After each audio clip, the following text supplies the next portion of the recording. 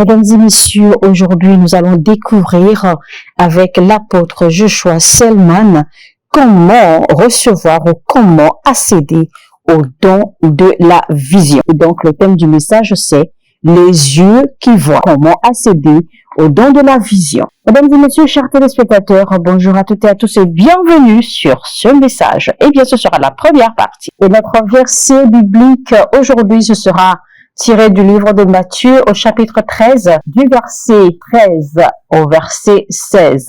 Lisons. Voici pourquoi je me sers de paraboles pour leur parler. C'est que bien qu'ils regardent, ils ne voient pas. Et bien qu'ils écoutent, ils n'entendent pas et ne comprennent pas. Pour eux, s'accomplit cette prophétie d'Ésaïe. Vous aurez beau entendre, vous ne comprendrez pas. Vous aurez beau voir de vos propres yeux, vous ne saisirez pas, car le cœur de ce peuple est devenu insensible. Ils ont fait la sourde oreille et ils se sont bouchés les yeux, de peur que leurs yeux ne voient et que leurs oreilles n'entendent, de peur que leur cœur ne comprenne, qu'ils ne se tournent vers moi et que je les guérisse. Vous, au contraire, vous êtes heureux, vos yeux voient et vos oreilles entendent.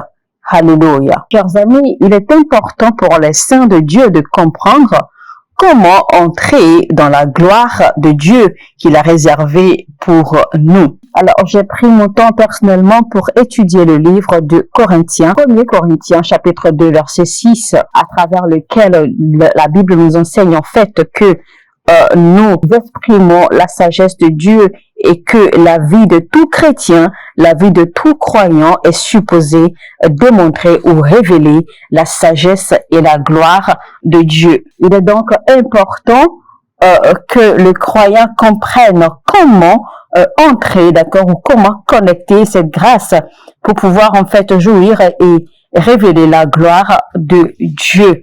Ou alors pour pouvoir nous connecter, d'accord, et recevoir la sagesse de Dieu qui a été prévue pour nous. Lisons à présent 1 Corinthiens chapitre 2, du verset 6 jusqu'au verset 10. Cependant, nous aussi, nous enseignons une sagesse aux chrétiens spirituellement adultes. Il ne s'agit pas, bien entendu, de ce qu'on appelle sagesse dans ce monde, ni de la sagesse des grands de ce monde, qui sont destinés à disparaître. Non, nous exposons la sagesse de Dieu secrète jusqu'à présent et qui demeure cachée au monde. Dieu l'avait préparée avant le commencement du monde en vue de notre gloire. Cette sagesse-là, les grands de ce monde ne la connaissent pas, car s'ils l'avaient connue, ils n'auraient pas crucifié le Seigneur glorieux. Mais, comme le dit l'Écriture, il s'agit de ce que l'œil n'a pas vu et que l'oreille n'a pas entendu, ce que l'esprit humain n'a jamais soupçonné, mais que Dieu tient en réserve pour ceux qui l'aiment. Or, Dieu nous l'a révélé par son esprit. L'esprit, en effet, scrute tout, même les pensées les plus intimes de Dieu. Alors la Bible nous fait comprendre clairement à travers ce verset que nous avons plus de chances que nous sommes prédestinés en fait à recevoir la manifestation de ces choses-là, bien que nos yeux n'aient pas vu, bien que nos oreilles n'aient pas encore entendu. Eh bien parce que oui, Dieu nous l'a révélé par son esprit, et l'esprit en effet qui scrute tout, même les pensées les plus intimes de Dieu. Quel être humain peut savoir ce qui se passe dans un autre homme? Seul l'esprit de cet homme en lui le sait. De même, nul ne peut connaître ce qui est en Dieu si ce n'est l'Esprit de Dieu. Or, nous avons reçu dans l'esprit du monde, mais l'Esprit même qui vient de Dieu, pour que nous comprenions tous les bienfaits que Dieu nous a accordés par sa grâce. Donc, la Bible nous fait comprendre alors que les saints ont été préparés pour avoir et vivre une vie glorieuse, une vie de grâce, une vie de faveur. Dieu nous a donné le privilège le plus haut, le plus grand privilège en tant que chrétien de jouir d'une vie glorieuse, d'une vie de grâce. Et donc, de ce fait, notre vie de chrétien est supposée ou alors a été prédestinée à révéler la gloire, la sagesse de Dieu. Beaucoup de chrétiens, malheureusement, ne savent pas comment se connecter à la sagesse de Dieu afin de pouvoir manifester cette gloire, cette grâce, cette excellence de Dieu à travers leur vie. Et donc, l'enseignement de ce jour, d'accord, en fait, va consister à nous aider à découvrir comment développer notre capacité ou l'habilité à avoir accès au don de la vision. De tous les miracles que Jésus-Christ a opérés dans la Bible, eh bien, nous avons vu plusieurs fois que Jésus-Christ a guéri des aveugles. Il a fait recouvrer la vue à plusieurs. Et quand on analyse un peu tous les miracles qui se sont produits à travers Jésus-Christ, eh bien, on voit clairement dans certaines écritures qui nous disent clairement en fait que Jésus-Christ est arrivé dans telle cité ou dans telle ville ou dans tel peuple, d'accord? Et voici que Jésus-Christ soit a guéri tous les malades, soit encore certaines écritures nous disent que Jésus-Christ est arrivé dans telle cité ou ceci et qu'il a fait des miracles, qu'il en a guéri certains. Mais nulle part dans toute la Bible n'a été mentionné un seul cas d'aveuglement ou un seul cas de cécité que Jésus-Christ n'a pas guéri. Tous les cas de cécité qui se sont présentés dans le temps de Jésus-Christ ont été résolus. Jésus-Christ a redonné la vue à tous ceux qui étaient aveugles et qui sont allés vers lui. Et donc, il faut dire que c'était en réalité un message prophétique. Et ce message prophétique, en fait, est clair. Quand un homme n'a pas sa vue, eh bien, il est limité dans tous les aspects. Quand un homme n'a pas sa vision, il est limité dans la vie, il est limité dans son destin. Et donc, rapidement, à travers ce message, je vais vous apprendre, je vais vous enseigner comment un homme ou comment les chrétiens peuvent se connecter et tirer de la sagesse de Dieu pour réorienter leur vie, pour réorienter leur destin. Parce que le manque de vision ou la cécité ou l'aveuglement spirituel va vous maintenir au même endroit, va vous maintenir à un même niveau, à une position fixe de la vie et vous ne pourrez jamais avancer. Vous serez limité dans tous les aspects de la vie et vous pourriez même ne jamais avoir la possibilité ni la capacité d'activer votre destinée. Et donc, de ce part, vous ne pourrez jamais être une bénédiction autour de vous, dans votre vie, dans votre famille ou dans le monde, ou encore moins pour le royaume. Quand on parle ici, en fait, des dons de la vision, eh bien, c'est l'habilité ou la capacité de pouvoir détecter les pensées de Dieu pour pouvoir orienter et pouvoir organiser de façon parfaite votre vie et votre destin. Il est vrai qu'il est écrit dans Jérémie 29, verset 11, « Oui, car je connais les projets que j'ai conçus en votre faveur, déclare l'Éternel. Ce sont des projets de paix et non de malheur, afin de vous assurer un avenir plein d'espérance, un avenir glorieux. » Alors, il est vrai que Dieu a de bonnes intentions pour vous, mais il n'a pas défini de façon précise quelles sont en réalité ses intentions positives, quelles sont ces bonnes intentions qu'il a pour vous. Et donc, il revient de votre devoir de découvrir en réalité quelles sont ses intentions, quelles sont ces pensées que Dieu a pour vous à tel moment, à telle saison de votre vie, en sorte que vous puissiez en fait recevoir la grâce qu'il faut pour pouvoir marcher et vivre selon ses pensées, selon ses recommandations que Dieu a pour vous en telle ou telle saison de votre vie, histoire d'organiser parfaitement votre vie et votre destin. Parce que si vous ne connaissez pas les plans, les pensées ou les intentions de Dieu pour vous à un moment T ou à une saison T, eh bien, il vous sera difficile, et cela voudra simplement dire que vous êtes toujours aveugle spirituellement. Cela fait mal un peu de voir en fait que oui, beaucoup de chrétiens de façon authentique et sincère en fait suivent des plans qu'ils pensent sont des plans de Dieu pour leur vie. Ils vont tellement loin dans des projets, ils vont loin à faire des réalisations avec leur vie, ils vont loin à établir des projets, des plans pour leur vie et pour leur destin.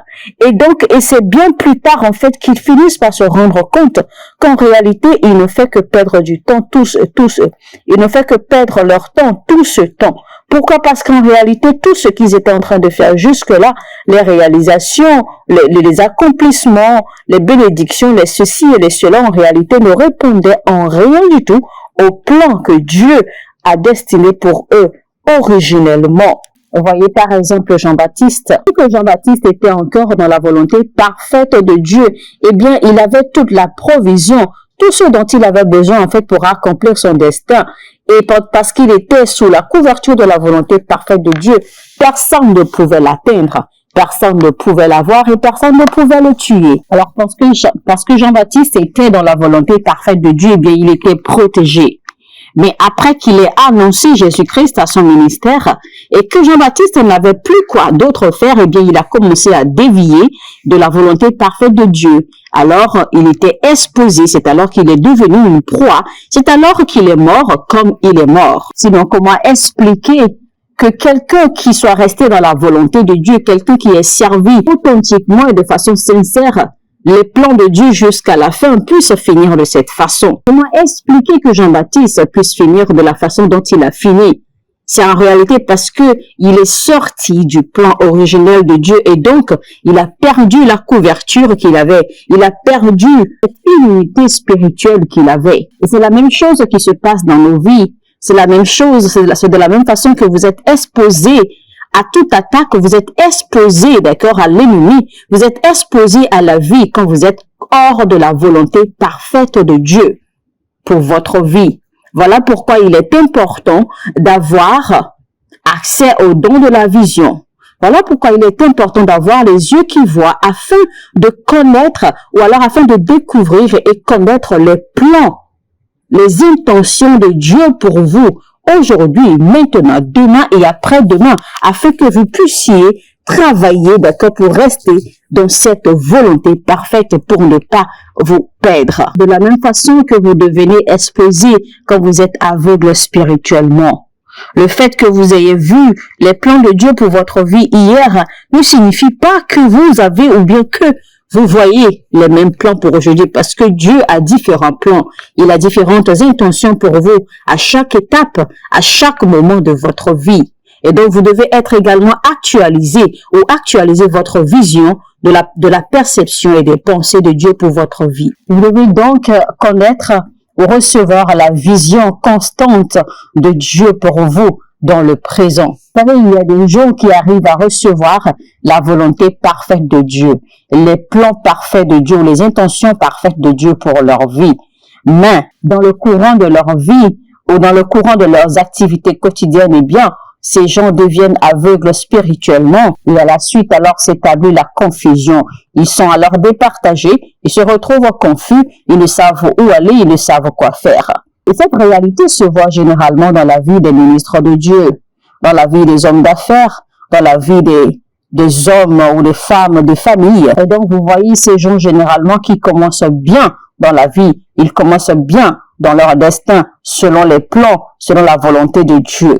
Mais avec le temps, vous vous rendez compte en fait qu'ils commencent à dévier, ils commencent à sortir de la volonté de Dieu, ils commencent à sortir du plan de Dieu. Et en fin de compte alors, ils se rendront compte eux-mêmes qu'en réalité, ils n'ont jamais été dans le réel plan, dans le plan originel de Dieu pour leur destin. Imaginez alors par exemple que je vous demande de fermer les yeux et de marcher, ou alors de fermer les yeux, de prendre votre voiture et de sortir et de vous rendre à un lieu particulier. Mais avec les yeux fermés, vous savez pertinemment qu'avec les yeux fermés, vous n'allez jamais arriver à destination, à moins que Dieu intervienne pour vous aider. Parce que oui, il est vrai que vos pieds sont libres, vos membres sont libres, vous avez la tête encore tranquille pour bien réfléchir, vous avez le cœur tranquille, vous avez tout tranquille. En fait, tout fonctionne parfaitement bien avec vous. Mais vous n'allez jamais arriver à destination, vous n'allez même pas arriver à votre voiture parce que vous avez les yeux fermés. Vous avez donc toutes les possibilités, toutes les habiletés qu'il faut pour conduire votre voiture, pour rentrer chez vous, pour faire tout ce que vous voulez. Mais il vous manque la vue. Et ce seul élément qui vous manque peut tout bloquer. Ce seul élément qui vous manque, qui est la vue, peut tout handicaper. Mais ce que nous ne comprenons pas généralement, c'est que ce manque de vision, alors à ce moment-là, en fait, ne va pas vous arrêter parce que Vous allez chercher en fait à marcher puisque vos membres fonctionnent parfaitement bien. Vous allez chercher à tâtonner, ayant les yeux fermés. Vous allez chercher, d'accord, à vous déplacer, à faire ceci ou à faire cela. Mais vous avez les yeux fermés. Et donc, en réalité, les yeux fermés ou la cécité ne vous empêchera pas de bouger, ne vous empêchera pas d'avancer, mais va vous confondre. Vous allez être confus parce que vous ne saurez quelle direction prendre. Vous serez confus parce que vous ne voyez pas, donc vous ne saurez pas exactement ce que vous faites. Vous ne saurez pas exactement ce que vous mettez dans quoi ou est-ce que vous mettez les pas. Et donc, vous serez alors confus et vous serez confus. Vous allez dérailler, vous allez dévier de votre objectif originel. Alors, un autre exemple, par exemple, supposons que vous avez la vue, vous voyez parfaitement bien, vous savez où vous voulez aller, vous connaissez votre objectif, vous connaissez votre but, mais vos pieds sont liés, vos mains sont liées, et donc vous voyez clairement, mais vous n'avez pas la capacité ou l'habilité de faire un pas. Maintenant, nous entrons alors dans la possibilité où vos membres sont en parfait état, où votre intelligence ou votre mental est en parfait état, où tout ce qui concerne votre système est en parfait état. Vous avez des plans, vous avez des objectifs, vous avez des buts à atteindre, mais vous êtes aveugle, vous n'avez pas de vision. Votre vie devient un risque.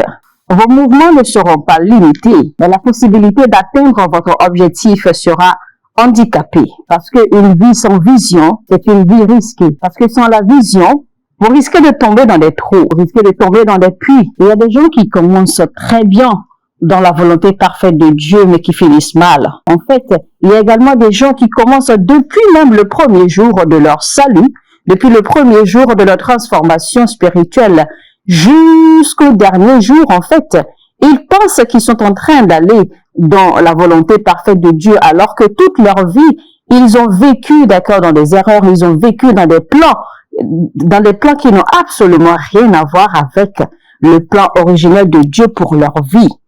Et alors, en fin de compte, ils se rendent compte qu'ils n'ont passé toute leur vie qu'à perdre leur temps et qu'ils n'ont jamais, ou alors que tout ce qu'ils ont bâti, tout ce qu'ils ont eu, tout ce qu'ils ont construit, en fait, tout ce qu'ils ont accompli n'a jamais répondu au plan originel de Dieu pour leur vie. Mais à travers ce message, je prie pour vous qui écoutez ce message maintenant. Partout vous avez dévié du plan originel de Dieu pour votre destin. Partout vous êtes dans une direction pensant que c'est la direction normale ou pensant que c'est la volonté de Dieu pour votre vie.